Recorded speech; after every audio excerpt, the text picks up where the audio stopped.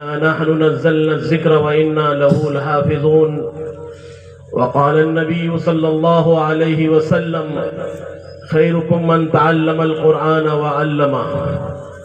معزز علماء اکرام، معزز برادران اعظام، آج مراری کی سرزمین کے لیے خوش قسمتی ہے کہ اس سرزمین کے اوپر ہندوستان کی وہ شخصیت، ہندوستان کی وہ مائع ہستی آج ہمارے اس چھوٹے سے گاؤں کے اندر تشریف لائے ہیں۔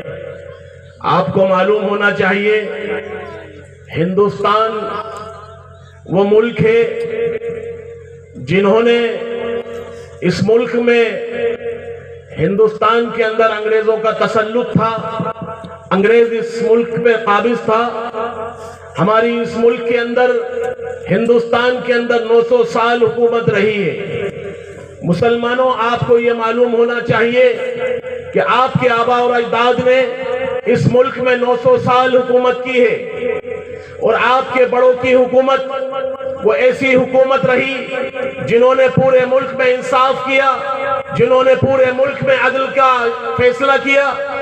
جو لوگ ہمارے آبا اور اجداد کو یہ کہتے ہیں کہ وہ ہندوستان کے قاتل تھے، ظالم تھے، اگر میں ان سے کہنا چاہتا ہوں اگر وہ ظالم تھے اور قاتل تھے تو اگر وہ ظالم ہی ہوتے حقیقت میں تو اس ہندوستان میں کوئی ہندو باقی نہیں رہتا، قتل غارت گری ہوتی، لیکن انہوں نے انصاف کیا، انہوں نے حق کی بات کہی۔ اگر آپ نے دنیا کی تاریخ میں دیکھا ہوگا تو مسلمانوں نے ہر جگہ انصاف کیا ہے، کہیں ظلم نہیں کیا۔ اسی لیے اللہ تعالیٰ نے اسلام کو پوری دنیا میں نافذ کیا ہے۔ اسلام آج بھی بڑھ رہا ہے اور کل بھی بڑھے گا۔ برادران اسلام، جب ہندوستان کے اندر مسلمانوں کے حکومت چلی گئی، انگریزوں کے پاس یہ حکومت آ گئی، تو ہمارے آبا اور اجداد اور ہمارے اکابر نے، ہمارے اسلاف نے یہ فیصلہ لیا ہندوستان سے حکومت ہماری چلی گئی کوئی بات نہیں، لیکن ہندوستان سے مسلمان ایمان پر کیسے باقی رہے گا، ہندوستان میں مسلمانوں کا ایمان کیسے بچے گا، اس کی ہمیں فکر کرنا ہے۔ حکومتیں آتی ہیں، جاتی ہیں، چلی جائیں گی، آج ان کی ہے، کل ان کی ہے، پرسوں کسی ہوگی، کسی اور کی ہوگی۔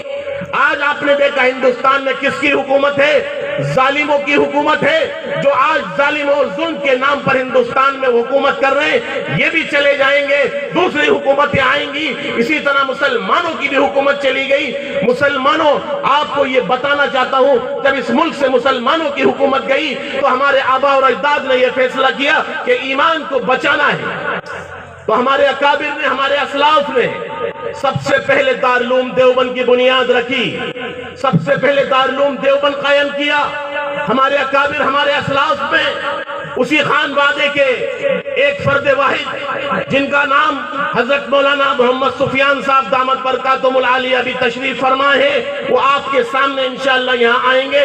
وہ اسی خان وادے کے ہیں جنہوں نے، جن کے نام سے مولانا قاسم نانوتوی کی 5ویں پشت کے وہ پڑپوتے یہاں موجود ہیں۔ میں آپ کو یہ بتانا چاہتا ہوں، پوری دنیا پہ اگر کسی خاندان کا احسان ہے تو وہ سب سے بڑا حضرت مولانا قاسم نانوتوی رحمت اللہ علیہ کا خاندان ہے، جن کے صاحبزادے یہاں آج موجود ہیں۔ میں آپ کو اس لیے یہ بتانا چاہتا ہوں، مسلمانوں، آپ کو نہیں معلوم مسلمان کی تاریخ، اسلام کی تاریخ، دارالعلوم دیوبند کی تاریخ، آج دنیا کے اندر کسی بھی جگہ چلے جائیں، کسی بھی علاقے میں چلے جائیں، کسی بستی میں چلے جائیں، آپ کو وہاں کے پڑھنے والے، وہاں کے شاگرد، استادوں کے استاد جو ان کا تعلق ہوگا وہ دارالعلوم دیوبند سے ہوگا۔ میں اس لیے یہ بات کہہ رہا ہوں کہ دنیا کے بہت سارے ملکوں میں گیا، افریقہ، امریکہ، انگلینڈ، یورپ کے کئی ملکوں میں ہم نے جا کے دیکھا تو وہ یہ کہتے تھے کہ تم نے دارالعلوم دیوبند دیکھا ہے؟ میں نے کہا دیکھا نہیں، اس میں ہم پڑھے بھی ہیں۔ تو آپ یقین جانیے جیسے کوئی مکے مدینے سے حج کر کے آتا ہے، ایسے گلے لگ جاتے تھے، اور وہ یہ کہتے تھے کہ آپ نے دارالعلوم دیوبند کو دیکھا ہے، ہم آپ کا احترام کرتے ہیں، عزت کرتے ہیں، ہم ایسی سرزمین کے مہمان ہمارے یہاں تشریف لائیں۔ اور وہ اس شخصیت کی اولاد ہیں جنہوں نے دارالعلوم دیوبند کی بنیاد رکھی، جنہوں نے دارالعلوم دیوبند کو قائم کیا۔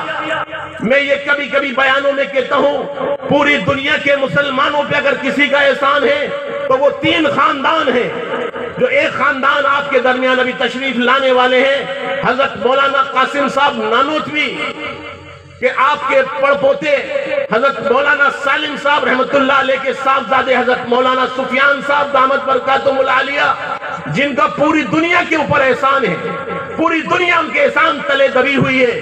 اور ایک دوسرا خاندان ہے جس کو ہم اور آپ سب جانتے ہیں، حضرت مولانا الیاس صاحب رحمت اللہ علیہ کا۔